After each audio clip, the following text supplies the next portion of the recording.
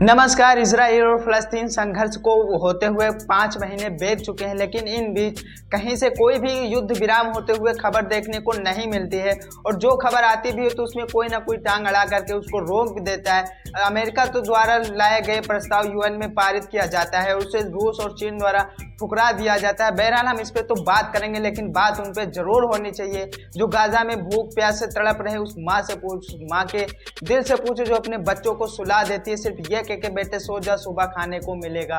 उस बाप से पूछो जिसके घर की पूरी जिम्मेदारी हो, कहीं से कोई एक रोटी मिल जाए, कहीं से कोई प्यास मिल जाए। लोग मजबूर हैं अपने आप को जिंदा रखने के लिए, जानवरों की लूदी खाने में, घास को पका के खाने में, घास की रोटी खाने में। ऐसे में अमेरिका एक ऊपर से थोड़े बहुत मानवता के नाम पे हवाई जहाज भेज करके कुछ फूड्स के पैकेट गिरा करके कहता है हमने फलस्तीन और गाजा में मानवता को जिंदा किया। लेकिन ऐसी मानवता को जिंदा करने से क्या मतलब? एक तरफ तो आप इजराइल के पास हथियारों की लिस्ट लेकर के पहुंच जाते हो, दूसरी तरफ गाजा के पास कुछ हवाई पैकेट्स, फूड्स पैकेट फेंक करके कहते हो। ये कैसा ये मानवता है?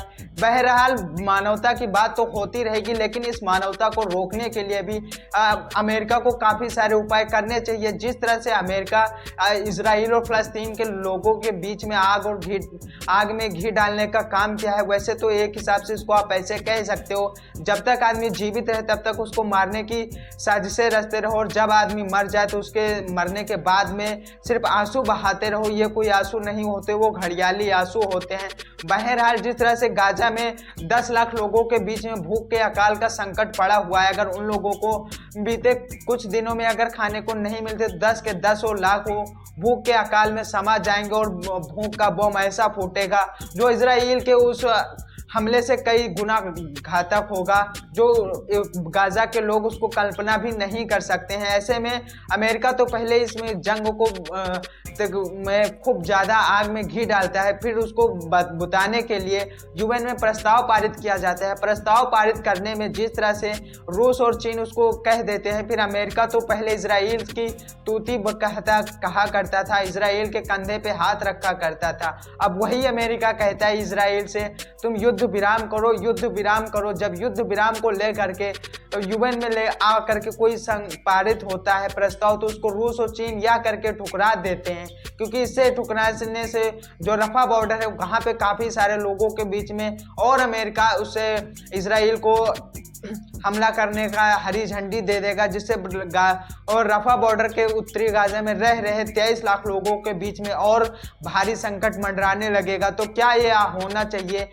अगर होना ही चाहिए था, लेकिन इस प्रस्ताव को यूएन में पारित नहीं किया जा सकता, क्योंकि रूस और चीन इस प्रस्ताव को पारित करने से बीटा पावर का उपयोग करके इस प्रस्ताव को पारित होने से रोक दिया। लेकिन यूएन के पास इसके और एक वैकल्पिक प्रस्ताव है, जिसमें चीन ने तो उस पर साथ दिया, लेकिन रूस ने यह कह के उसको टाल दिया कि हम इसको नहीं कर सकते, क्योंकि इससे हमास के टेररिस्ट को और भागने का मौका मिल सकता है।